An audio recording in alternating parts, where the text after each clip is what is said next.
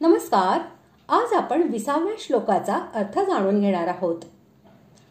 ब्रह्मदेवाच्या रात्रीच्या प्रारंभी ज्या अव्यक्तामध्ये सर्व भूते लीन होतात आणि दिवसाचा प्रारंभ होताच ज्याच्यापासून ती उत्पन्न होतात तेच अव्यक्त सर्वश्रेष्ठ आहे काय, किंवा त्यापेक्षा निराळे असे दुसरे काही आहे, यावर भगवंत म्हणतात.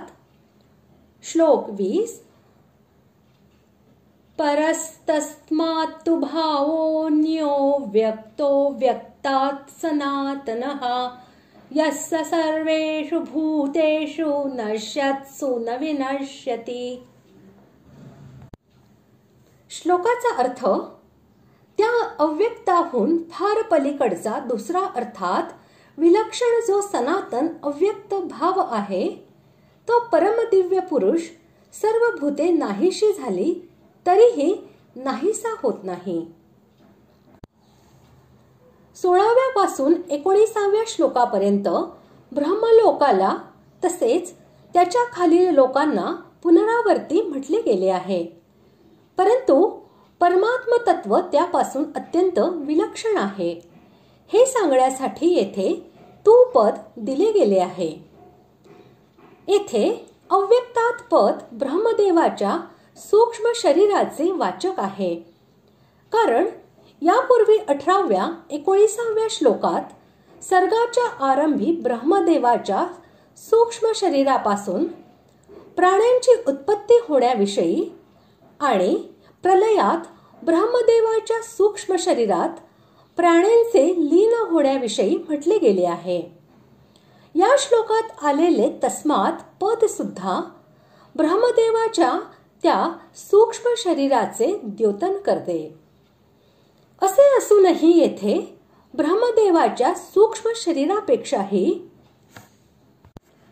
पलीकडे अर्थात अत्यंत विलक्षण जे भावरूप अव्यक्त म्हटले गेले आहे ते ब्रह्मदेवाचे सूक्ष्म शरीर तसेच ब्रह्मदेवाचे कारण शरीर यापेक्षाही अत्यंत विलक्षण आहे.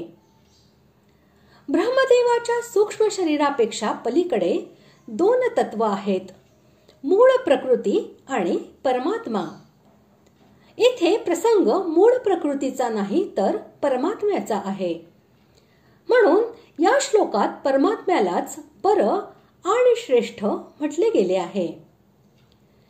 जे संपूर्ण प्राणी नष्ट झाले तरी नष्ट होत नाहीत. पुढच्या श्लोकातही अव्यक्तोक्षर इत्यादी पदांनी त्या परमात्म्याचेच वर्णन आले आहे. गीतेत प्राण्यांच्या अप्रकट होण्याला अव्यक्त म्हटले गेले आहे. अव्यक्तादीनि भूतानी ब्रह्मदेवाच्या सूक्ष्म शरीरालाही अव्यक्त म्हटले गेले आहे. प्रकृतीलाही अव्यक्त म्हटले गेले आहे. अव्यक्तमेवच इत्यादी. त्या सर्वाहून परमात्म्याचे स्वरूप विलक्षण श्रेष्ठ आहे.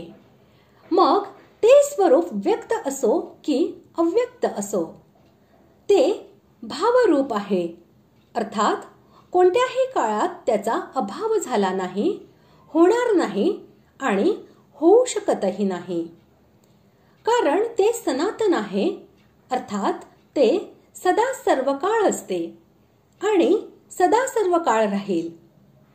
म्हणून ते पर अर्थात सर्वश्रेष्ठ होय. त्याहून श्रेष्ठ कोणी होऊच शकत नाही आणि होण्याची शक्यताही नाही.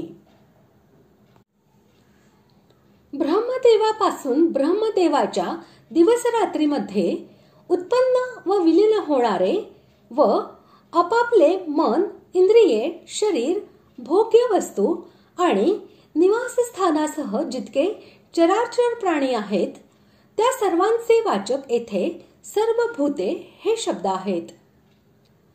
महाप्रलयाच्या वेळी स्थूल व सूक्ष्म शरीराने रहित होऊन हे सर्व अव्याकृत माया नामक मूल प्रकृतीमध्ये लीन होऊन जातात. तो त्यांचा नाश होय.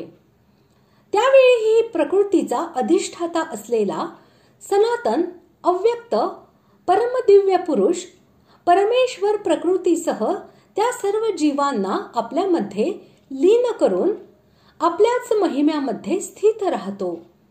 हेच सर्व भूते नष्ट झाल्यावरही त्याचे नष्ट न होणे होय. अशा प्रकारे आज आपण 20व्या श्लोकाचा अर्थ जाणून घेतला. पुढील भागात आपण 21व्या श्लोकाचा अर्थ जाणून घेऊया. धन्यवाद.